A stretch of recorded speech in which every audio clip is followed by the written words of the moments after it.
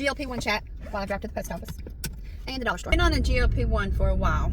Originally, it was for weight loss. Someone that was strictly for weight loss that I was paying for out of pocket. Then after looking at blood work, and my doctor knew that I was on it, and she knew that I was buying it somewhere else that was cheaper. After looking at my blood work, she said that it had improved because I was losing weight. The weight loss was helping. So she ran it through my insurance. Insurance paid for the same one that I was on for, I don't know, like 3 months, I think it was. Then they decided they wasn't going to do it, so she put me on Mounjaro. Insurance approved it because I am type 2 diabetic. I'm thinking that it's been about 2 years since I've been on the GLP-1, and I had weight loss surgery in 2020. Hit a stall. GLP-1s help with that and so many other things. So now that I'm in maintenance with the GLP-1, I'm not really that concerned about the scale that I'm using to track progress. I feel like I've lost enough body fat that I'm ready to start putting back on some muscle. And if you've caught any of my other videos, this is probably sounding real repetitive to y'all, but I've got some new followers, and so this is just kind of like an update of where we've been and where we're at now and what I plan on doing moving forward since I'm in maintenance. Hold on. So currently I'm on Mounjaro 7.5. I was on the 10 milligram, but I lost most of my weight on the 7.5. Lost a little more on the 10. And I always said from the beginning that I felt like 7.5 was going to be my maintenance dose. Now that I'm in maintenance and on the 7.5, I'm going to see how that goes. If I can't get enough food in for the amount of energy that I need to do the types of workouts that I want and plan on doing, then I will have to go down to 5 milligrams. But we're tracking everything as far as my blood work goes with my A1C to see how that goes, because I was only on the 5 milligram for 1 box, 1 month. The 5 milligram may be enough to keep my A1C in check. We hopped up every month until I got to the 7.5 because of weight loss.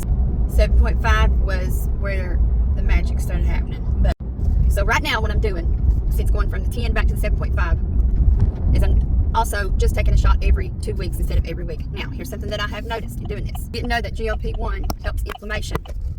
Now you do. Most people know this by now, I'm sure.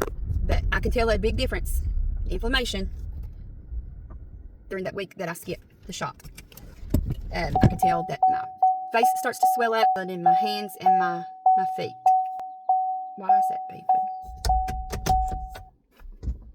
Oh, probably shouldn't turn your vehicle off while it's still in park.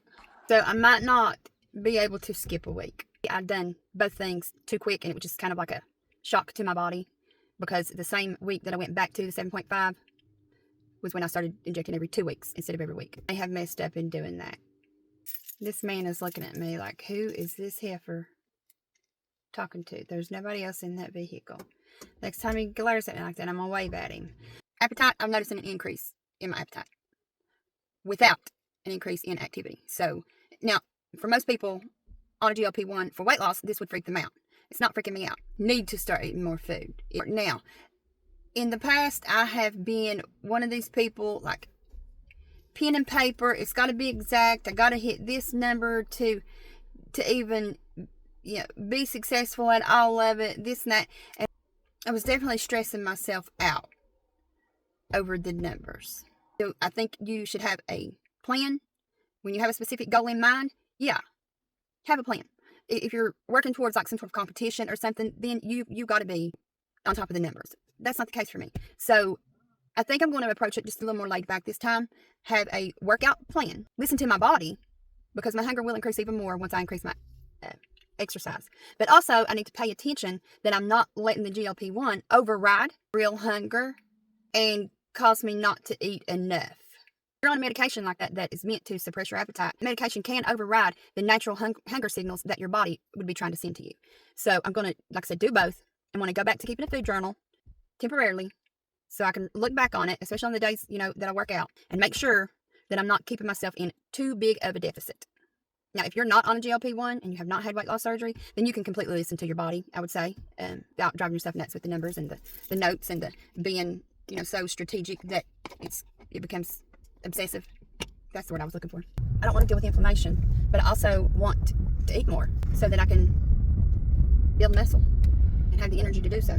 But I can definitely tell that my appetite is increasing, and it happened quick. Last time that I skipped, that week in between, I could tell that I was getting hungry more often, but I could still only take a few bites. Like I couldn't eat more food than my norm. This time, which is the second time of me skipping a week, I noticed the same thing with the hunger frequency, but I can eat more at one setting now, which again, like I said, is fine.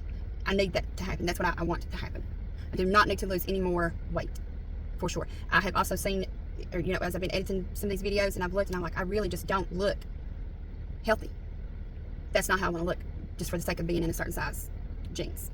I'm not about that life. I don't care what the tag says, as long as I feel good. I didn't feel good at the weight that I was at before all this began. And now here we are again. Like, I don't feel good being at the lowest weight that I've been in, or been at, since before having kids. So I knew the order in which this was going to happen. I lost weight while lifting and building some muscle at the same time. It's not impossible to do. You just have to be very strategic when doing it. And you have got to hit them numbers like hitting a nail on the head. At least that's the way it was for me. And I got burned out.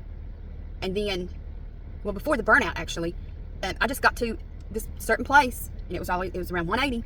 I'm just going to do this different, because after weight loss surgery, again, got to 180, hit that wall again. So I had some weight gain. It was almost 20 pounds. And so that's when I was like, nope, let's go get this GLP-1. And I started seeing so many things improve, not just weight. Weight is definitely why I wanted on it. The other stuff was a bonus. Now, the other stuff is the reason. And the weight loss is a bonus. Now that I know what I know. Now I'm having some increased hunger and I can eat more. I'm not having any sugar cravings, thank God, as of yet. But I'm not going to do the shot this week just because I'm noticing a little change in the inflammation. I'm going to give it a little more time and give my body time to adapt to falling back to the 7.5. I was on the 10 milligrams for 3 months, staying on the 7.5. If the inflammation gets worse, then I will have to do it once a week and just drop down to the 5 milligram more than likely. That's what's in the forecast. Could go either way. Just wanted to update those of you that follow me for GLP-1 weight loss, GLP-1 after weight loss, all that. Okay, thanks for watching. Remember, be nice, be quiet, and I'll see you on the next one. Love you, bye.